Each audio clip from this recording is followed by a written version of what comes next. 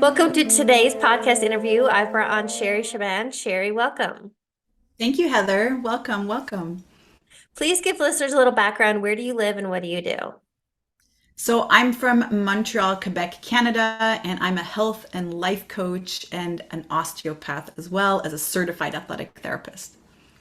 So Sherry and I have been talking on the back end, and the reason I was excited to bring on a fitness and health coach is because I know there's going to be so many parallels with mindset coaching. And as I shared with Sherry, I believe any great personal trainer or a health coach would have to deal with the mental and emotional aspects. Otherwise, we're just talking surface level. So can we talk a little bit kind of high level? What exactly do you help your clients through, and how important is mindset?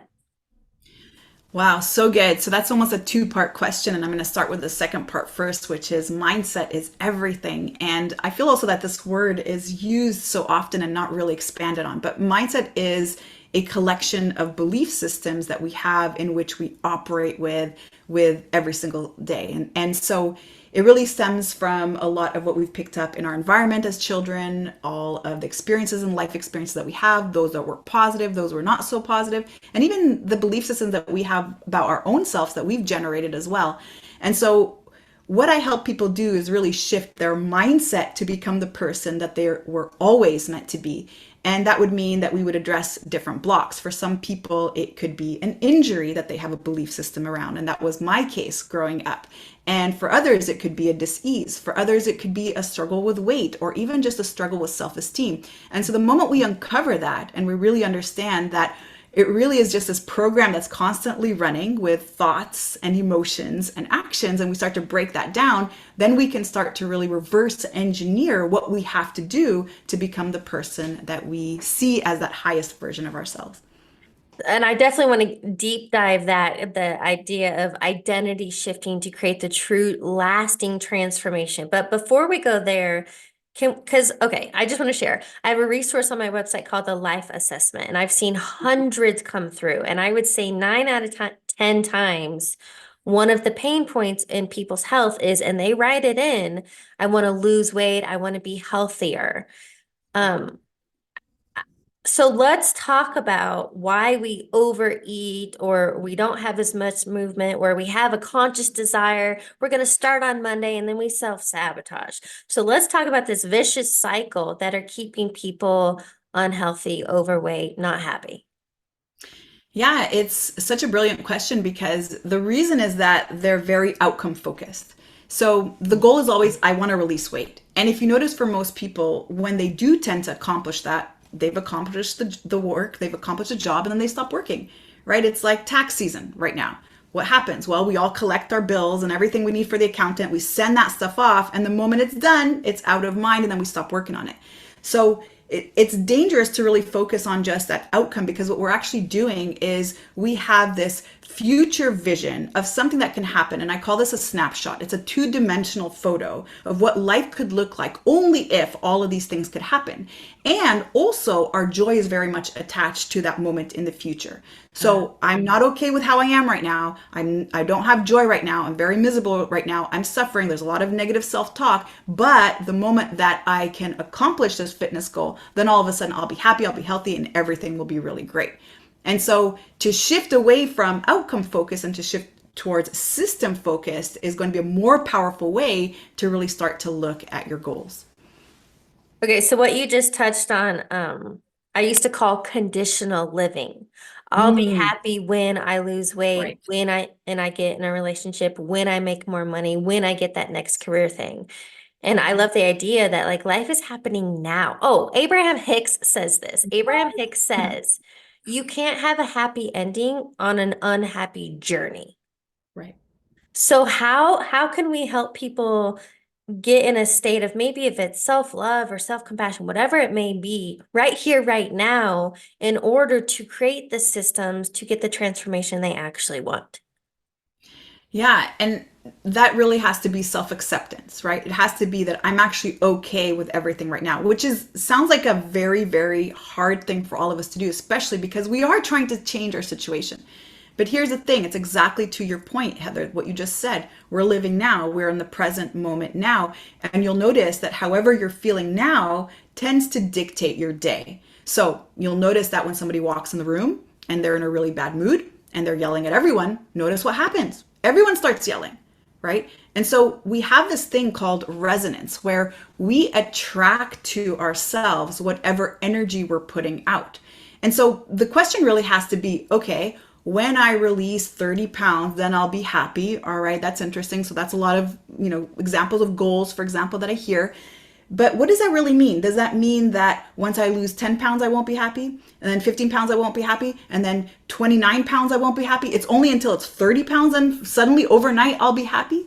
And Yeah. when we think about that, it sounds very, very backwards because if I can't be happy now, the moment I achieve that goal, I won't have that joy then. But you'll notice that when you do have that energy of acceptance and you're fully present in where you are right now and have a dialectical approach to it. So, for example, okay, I've let my health go a little bit in the past. There's a lot of things that happened in my life. Maybe I went through a divorce, maybe somebody was ill in the family, and I've managed to put on some weight. And I'm also working towards my goals. Both of those can coexist. But we have such a dual mind. It's either this or that. I'm either happy or I'm sad. And if you'll notice that we do this, if you have two blue sweaters, there's always one that you like more. If you have two things that are almost as similar, you're always thinking about which one is better. And it's the reason why also we have a lot of conflicts in the world where really things are good and things are bad. So it's a lot of polarity that we actually place on certain things inside our environment. Man, you're touching on some deep stuff when it comes to like this health and physical transformation, but and I want to dive deeper into the inside aspect and this Mhm. identity shifting. But before we go there, something just came to mind, a story. And I literally did this is why like I love life synchronicities. But yesterday I did like a Instagram reel or a short on, I remember it was a couple of years ago. I was in the sauna in the morning at the gym having small talk with this woman next to me, definitely overweight, a bigger woman. And she made a comment. She's like, yeah, I'm getting back in the gym and losing my baby weight. And I was like, that's amazing. Good for you. How old's your baby? Mm. 8. Her child is 8. And so can we talk about how easy it is? And look, I'm not denying, sure, she's been busy and motherhood is hard and all of that. But the truth is, like, she created habits for 8 years to let herself go and not be a priority in all the things. So can Mm. we talk about how excuses and justifications are actually sabotaging our ideal outcomes? Yeah, and we tend to actually use them or look for them to maybe make ourselves feel a little better for not committing, but it Yeah. still comes from that polarity, right? That I'm either on the wagon or I'm off the wagon. And the reason why a lot of us actually tend to notice that all of these unserving habits start to accumulate over time is because we always have an all or none approach to certain things. So either it's perfect and I'm doing all the things. I said I was going to go to the gym 5 days a week. I was going to go for a walk every single day. I was going to have a smoothie for breakfast. And the moment that one of those things gets derailed, all of a sudden I failed. And now I find myself going in the reverse direction. And so what I actually want to say to that is maybe not what a lot of people actually would expect to hear, which is really coming to the point where we're not actually thinking dialectically, right? We actually, again, tend to add these unserving habits simply because we need to be so perfect. And when that one little thing goes wrong, then we don't have that sense of perfection. And now we've completely failed. And so maybe anyone listening now can maybe examine that, whether it's around your business or around your health and fitness or even around your relationships. How do you tend to actually look at what success looks like? Is it the fact that everything needs to be perfect? Or can it be that maybe one week you didn't get to do all your workouts, yet you're still consistent and moving towards where it is that you want to go? And so by allowing ourselves to really get in that place again of acceptance, of being in full acceptance of where we are and also working on where it is that we want to go, we have a lot more flexibility and adaptability. And when we're flexible and when we're adaptable to certain life situations, we can also stay consistent. And that's really what gives us results. It's that consistency over time. Okay, so here's what's coming to mind. And I'm curious your perspective on it because, if we fall off and look, we're human, of course you're going to have an off day. But when an Mm-hmm. off day becomes off days, weeks, months down the now you're totally derailed. And so I've seen it all across the board, different people, different ideas, but like it's okay to have an off day, but don't have two off days in a row. And I Right. guess what's coming to mind is I go to the gym every morning. It's just part of my lifestyle. It's like my mental health, it's my self-care. I love the adrenaline, the like I just go. There are plenty of mornings, of course I don't feel like it, but at least I get there. And it may not be as amazing of a workout as some days, but I still went. So Right. what's the difference in that self-accountability and staying consistent, whether or not you feel like it versus giving yourself room to fall off? Right. Oh, so good. So, two things that I hear you say. The first thing that I hear you say is you don't easily break a commitment with yourself. So, that's the most important commitment is your commitment with yourself. That is non-negotiable. And then the second thing I hear you say is that you're also very generous with yourself. So, here's what I mean by that. Oftentimes, when we take action, it's for, again, an exchange for an outcome. I'm going to eat salad for a week because I want to lose, let's say, a couple pounds by the end of the week. Or I'm going to start to reach out and connect with all these leads because I want to make a certain amount, right, by the end of the month. But if instead we actually look at every single action that we give to ourselves as part of our day, like you're sharing, Heather, then it's now becomes a very generous act. And it's more easy to stay consistent with. Because again, my goal is to release an X number of pounds or to achieve a particular fitness goal by a certain amount of time, and then I manage to miss a week, well, we'll forget it then. I've screwed up. And that's the issue with all of these challenges, these 21-day challenges or these 6-week challenges. Notice the psychology behind that. The moment a person misses 1 or 2 days or falls behind on one lesson, oh my goodness, they failed, right? That is, again, the all or none approach. And it's not, again, this generous act where I'm just going to be doing this. I'm just going to be showing up for myself just for the sake of showing up for myself, which it comes from a drive of self-love. And so the more that we start to notice in our day, why is it that I'm going to the gym? I'm going to the gym because I need this to happen. And so if I don't go to the gym, then this can't happen. Or if I don't get that outcome by going to the gym, then I'm just going to stop doing it. It's not a generous act. Again, there's always a catch. We're doing it because we're expecting an exchange in return. You know what else is coming to mind? We are so addicted to instant Mhm. gratification. Yes, so good. And my thought with if you've gained 60 pounds, that didn't happen overnight. That took time to gain 60. So of course, and I don't use the word lose, to release, right? Because Mhm. normally if you lose something, you want to find it. Yes, so good. So if you want to release 60 pounds because you want to become 60 pounds healthier, that's not going to happen over time. So again, how do we shift our mindset from that instant gratification to understanding, now I want to get into the systems idea, but Mhm. understanding it's a process, it's creating a lifestyle that it's an identity. Mm. Now that requires the energy of patience. So generosity is one of the energies of health that I talk about and teach. And then patience is another one. And patience is really, again, being able to stay centered regardless of what happens in your environment. And so we don't tend to do that. And especially because our society expects and demands for things to be done yesterday, we also have a hard time to stay patient with some of the things that we're doing. And one of the greatest forms of suffering that we have is that there's this expectation that everything needs to be lined up in a way that is pleasurable all the time for us. And that's just not reality. Talk to anybody. Every single person is suffering in some way. Every single person has good and bad days.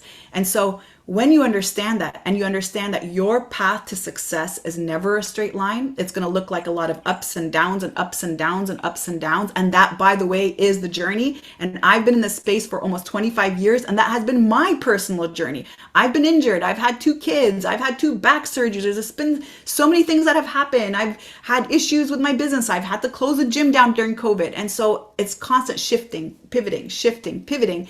And that is the flow of life. And during those stressful times, to create balance, then what I did to stay consistent with all of my fitness rituals is then just manage my energy for the day.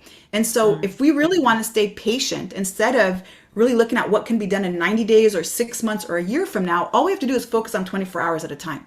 What can I do inside these 24 hours? And then tomorrow I'm going to work on those 24 hours. And every single day I'm just going to work on 24 hours. Yeah. And on that note, your 100% is not the same every day. So there's always going to be a fluctuation depending on what's going on in your environment and what's going on in your internal environment as well. That makes me think of the idea, how do you eat an elephant one bite at a Right. time? So I love the idea of that is like that 24 hours of focus because I think that what happens for a lot of people I see is the distraction and overwhelm. And Hmm. so let's say your goal is to release 100 pounds or to make six figures or to launch that business, whatever your condition is. It's not an overnight thing. So I love that the idea of focus. What can I do today to move me? Or it's right, 1% better. What can I Right. do today that moves me in the direction of where I want to go? Yeah. So good. Two words also came to mind while you were sharing all that, and they are resilience and perseverance. And Mm. like I believe that we all have the ability to have a growth mindset. I believe that we all have the ability to reach our highest potential, but it's not necessarily easy, right? Like I call entrepreneurship personal development on steroids. Right. Hmm. Leaving a 9 to 5, a guaranteed paycheck, whether or not I did any work that day, going into 100% sales commission job uh, has been a night and day difference. And again, it's a lot of this identity. So I'd love to hear from you. What do you believe the importance of is on resilience and perseverance? Like, how much does that really matter? Well, what really matters to actually have those two is inspired action. So, resilience is this ability to stay committed. And that's really what it means. And same thing with this determination. I'm just so committed to that ultimate goal. So, first, I have a belief system that I know it's possible and it resonates with me, but then I take inspired action towards it. And that's very different than just taking action. Inspired action, there's so much energy, and it's greater than just yourself, because you're not just thinking about, well, what's in it for me. You're thinking about it, what's in it for the greater good, what's in it for other people, and how can that start to actually impact the flow of all the people that I continue to interact with.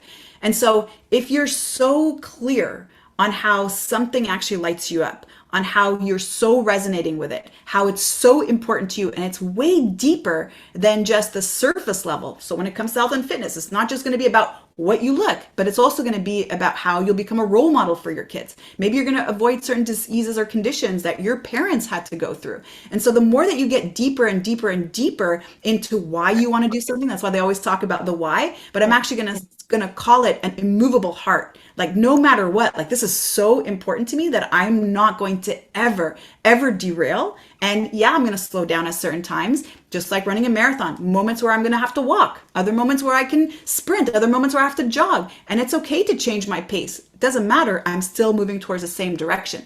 And it Yeah. requires inspired action. And inspired action, that comes from within.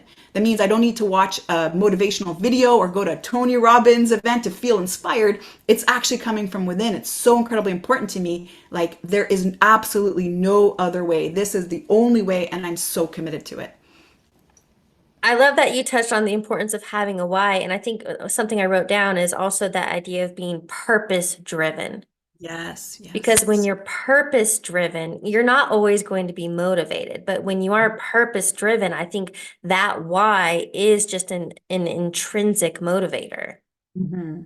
So Hmm. here's what I want to more deep dive now that we touched on earlier is this idea of systems. You said to let go of the outcome, but to be more system driven, which is, does this correlate with the be do have?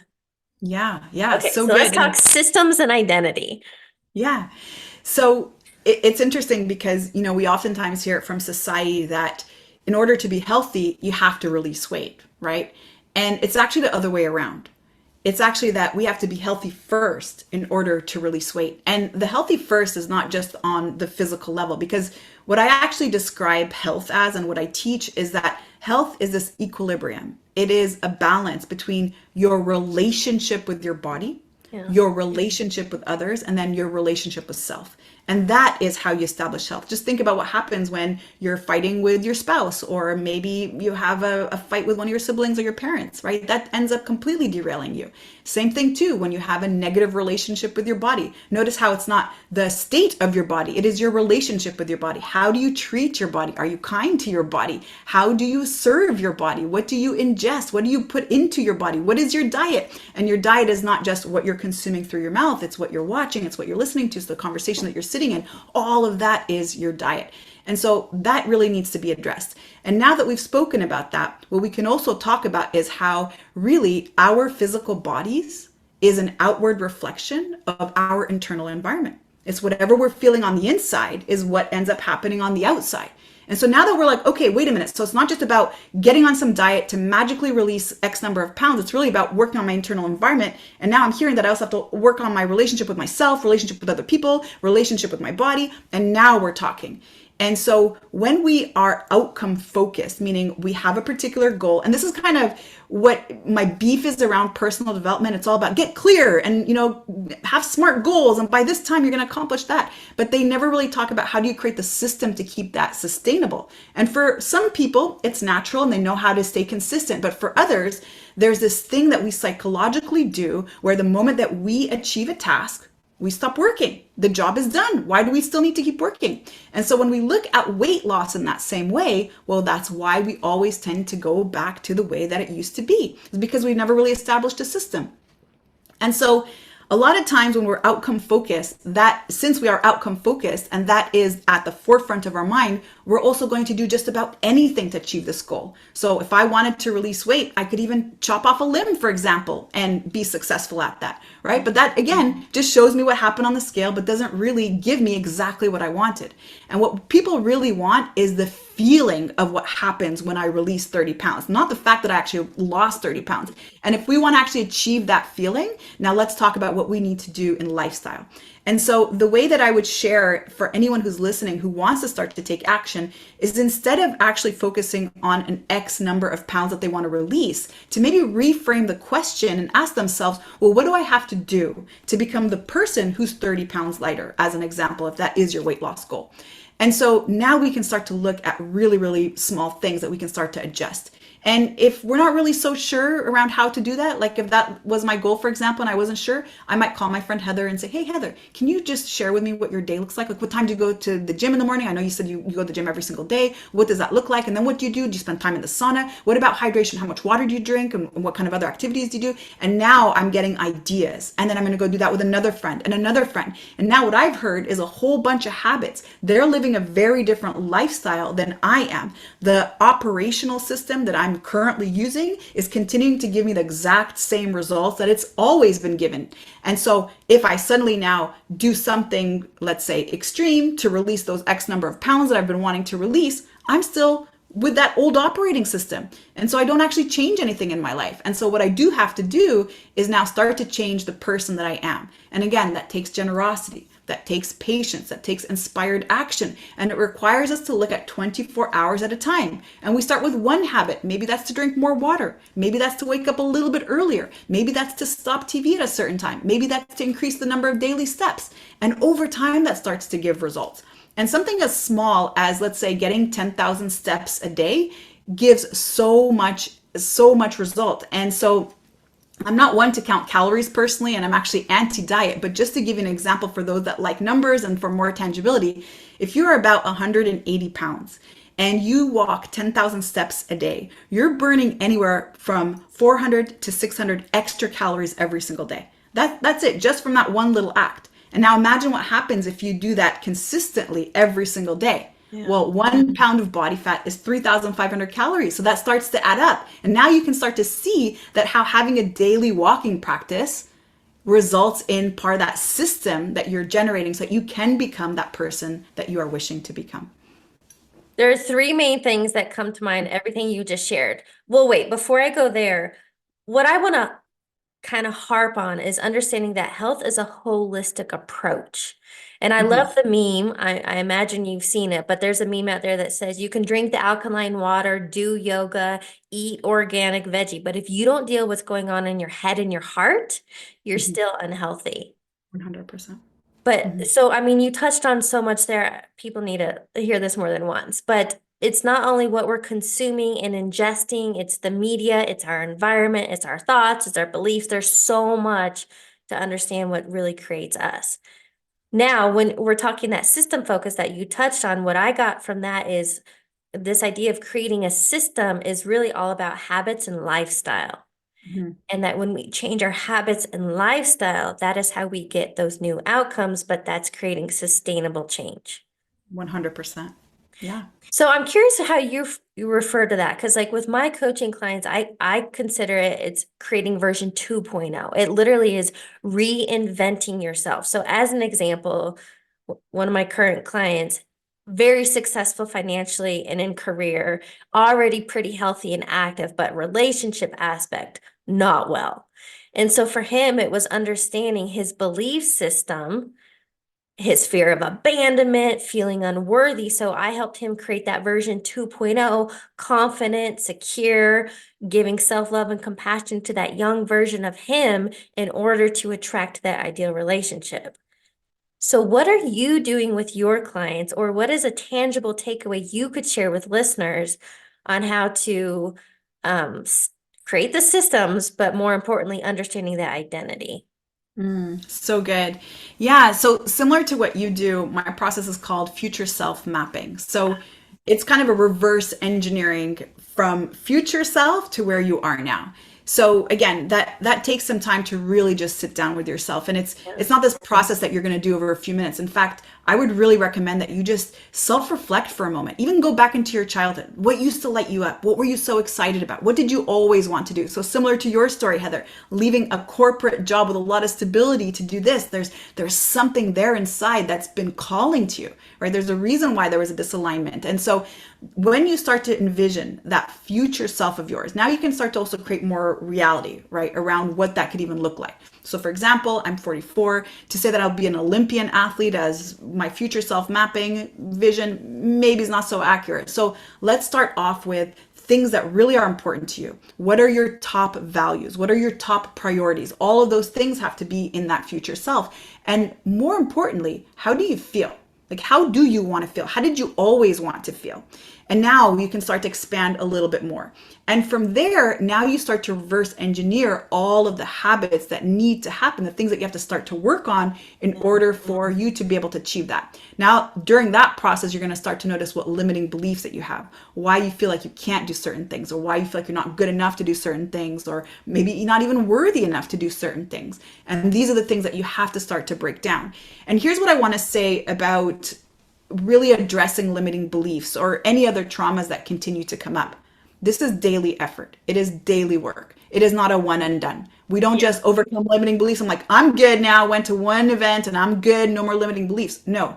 every single day is a new opportunity for you to adopt a new limiting beliefs. And so this is a daily practice. And you continue to check in with yourself.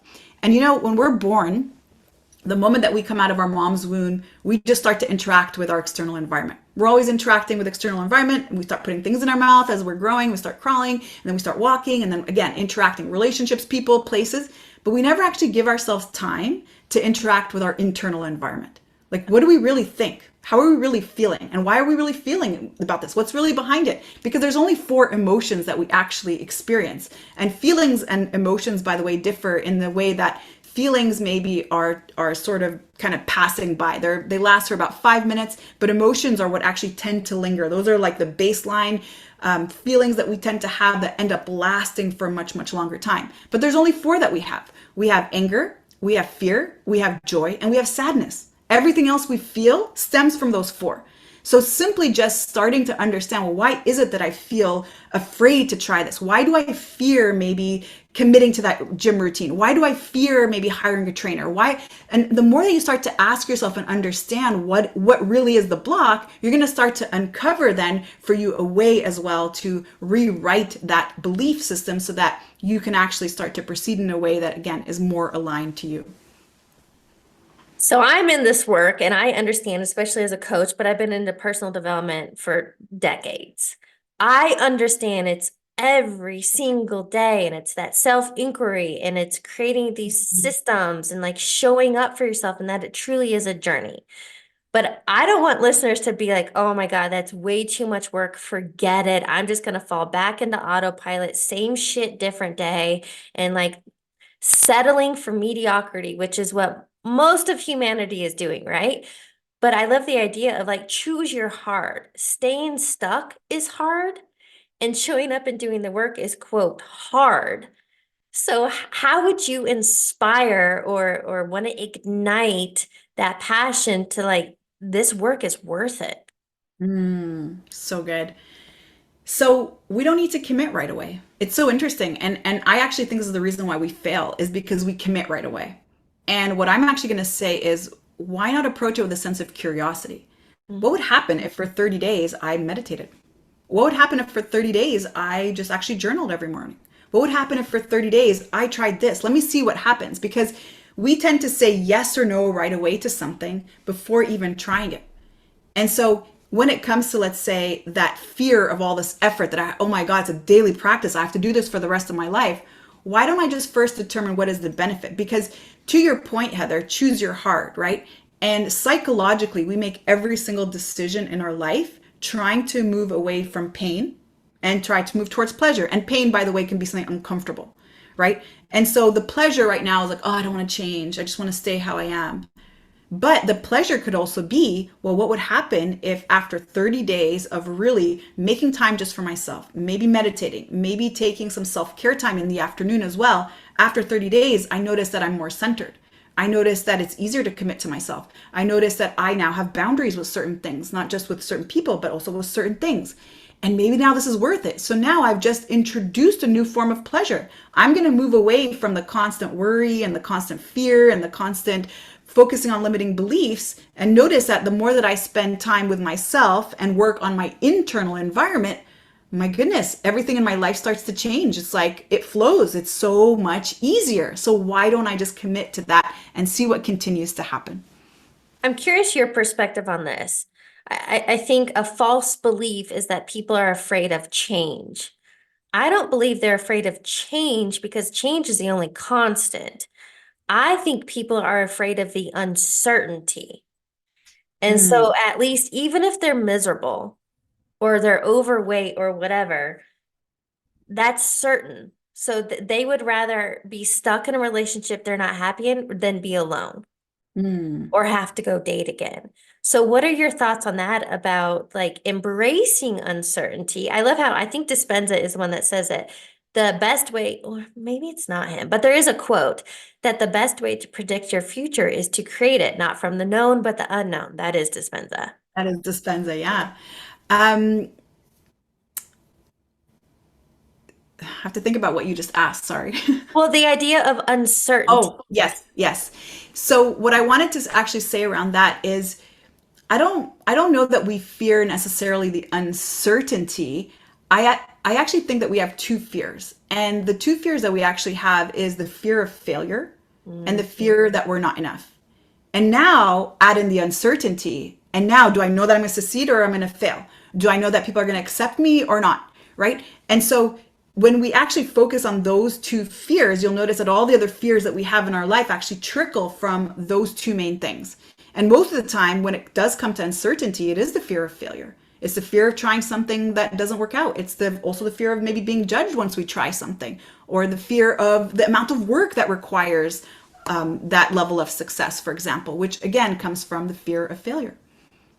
So I have a word that's coming to mind, but I'm curious what yours is. I think my idea is you already brought up curiosity. I 100% agree. I'm very curious. I don't believe I know everything. So I listen, like I take what resonates, I leave the rest. But I'm curious, I'm open-minded. But I think what it truly comes down to creating change in your life is having courage. Yes, yes, yes. How would you offer somebody who's okay, they're in the space, you know what, I am ready to create change in my life, whether it's my health or finances or relationships, whatever. I want that, but like how do I have enough courage to get started? So good. Well, we only need courage when there's something scary, when there's something that's creating a lot of fear. So, really, courage can only be applied in the scenario where there is something that's creating fear and anxiety and worry and doubt. And so, we need that hard, challenging thing in order to have courage. And when we have courage, by the way, it doesn't mean we don't have fear, because the fear is always going to stay there. You cannot remove the fear. That is actually a natural process that we have. The only thing we can do with fear is we can become brave. We can have courage to take action. And Yeah. the moment that we do that, that's also, by the way, how we create self confidence and self worth. So if I want to have more confidence to do something, what I actually have to have is the fear. So we actually have it backwards. We always think like, wait, once I'm confident enough, then I'm going to get started. Once everything lines up in my life, then I'm going to go. Once things are easy and this is done, then I'm going to do it. Yeah. But what we're actually also saying is that the moment that things go back into chaos, then I'm also going to quit. We're also saying that at the same time.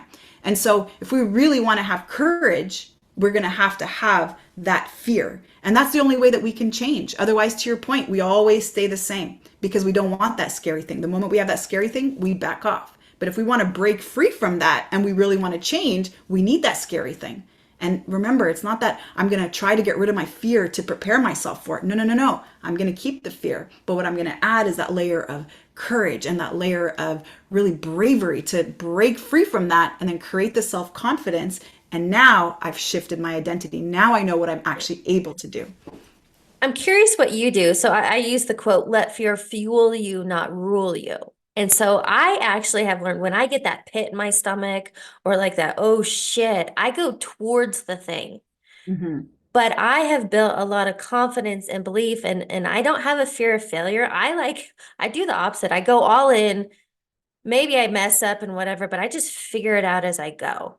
So Mm-hmm. like I'm not afraid to fail, but I've done a lot of endurance sports and things outside my comfort zone so that when I feel that discomfort, I keep going.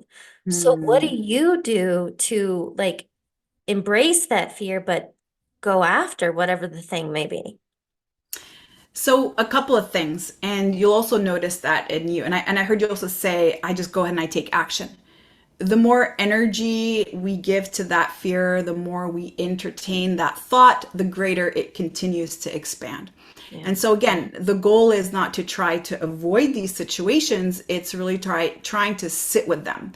And the other thing too is that what's interesting about our solar plexus or our third energy center, which is where fear comes from, so that's just part of the sympathetic nervous system response. In that same energy center is also where excitement comes from. And the difference between fear and excitement is breath.